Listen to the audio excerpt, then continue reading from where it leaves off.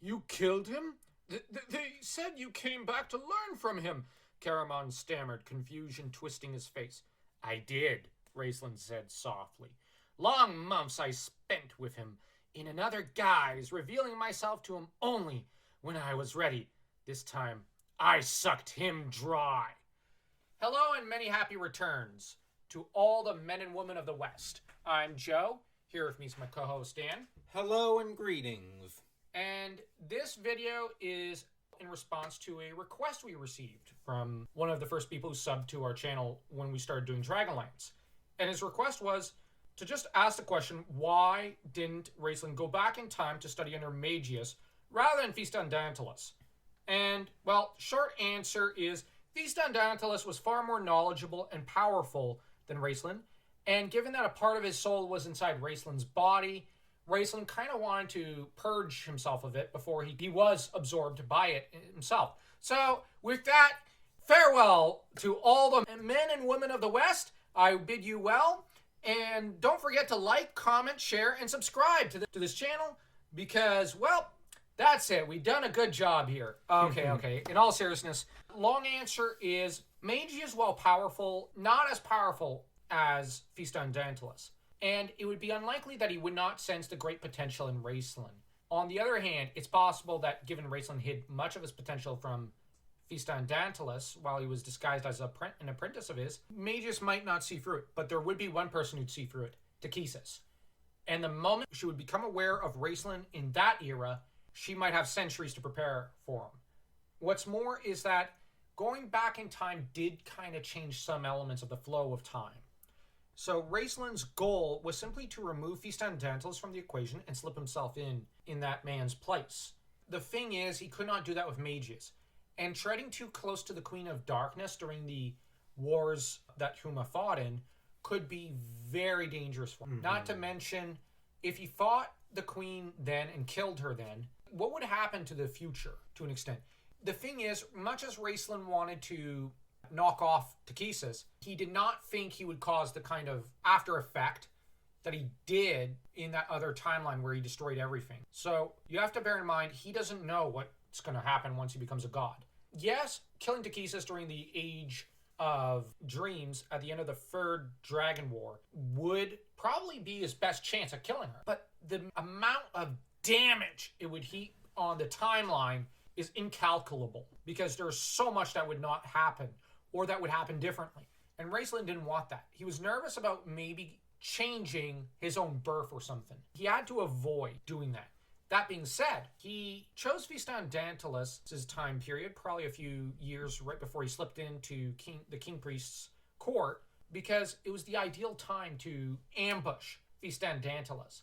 Although Fistandantilus did have some foreknowledge of the future. But the thing is, Raistlin needed to slip in, kind of slip out in a way. His goal, like I said, was always to suck Fistandantilus dry. Some of you might be wondering, okay, he sucks Fistandantilus dry.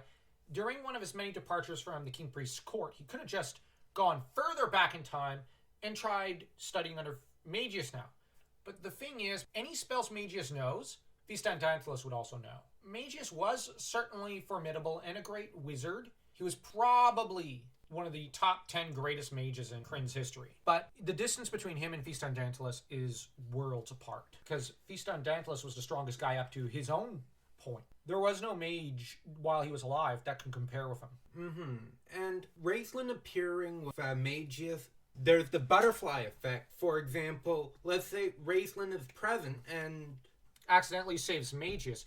But Magius has to die so that the Slime-Neck Knights come to respect the mages for a time, because Magius' sacrifice for Huma actually allowed the Slime-Neck Knights to actually start thinking, maybe we should, maybe some of these guys are worth keeping around after the war. Magius is far more important to the timeline than Fistandantilus. To an extent, yes. Because Fistandantilus basically isolated himself as a hermit for a time in order to suck up pupils dry and prepare for the time when he'd attempt his own attempt at godhood. And Magius was always an active player in the game, so to speak. The game that it was, the war between the forces of darkness and good. If Magius does not die for Huma, you also have the Order of Sorcery that won't change. And it needed to change as well and adapt. For example, mages needed to have those knives in their cloaks so that they could better protect themselves when they run out of spells.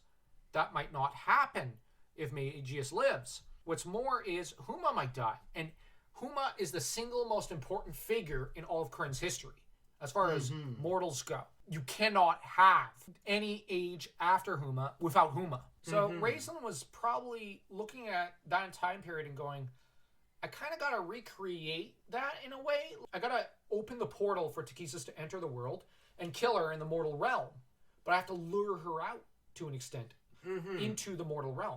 That was what he did during the Legends trilogy. But the thing is, it was either that or he did have to go back to the beginning of the Age of Might in order to, I think it was the Age of Might, but in order to fight Takhisis in the mortal realm. But the problem is, he might also enter into contact with Gillian and Paladin because Takhisis was upsetting the balance, and Paladin directly weighed in on the battle between Huma and her and provided his own armor and turned Huma and Huma's dragon essentially into his own avatars.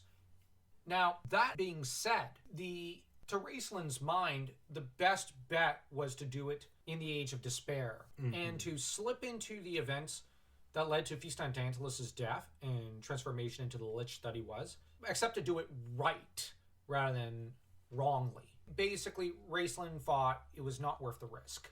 It was not worth the risk playing that domino game, the butterfly beating the wrong way. Yeah, he needed to manipulate time and space in just a correct way.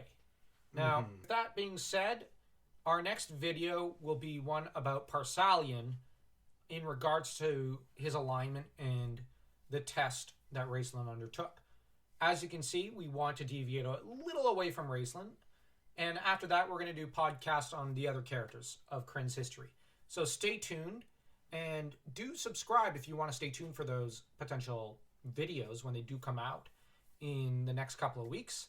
Don't forget to like this video, as it really helps us with the algorithm and pushes this video forward in YouTube's algorithms and helps us grow the channel. You can leave a comment to tell us what you think of this video and any future ideas for videos that you think would be great to see or that you want our opinions on.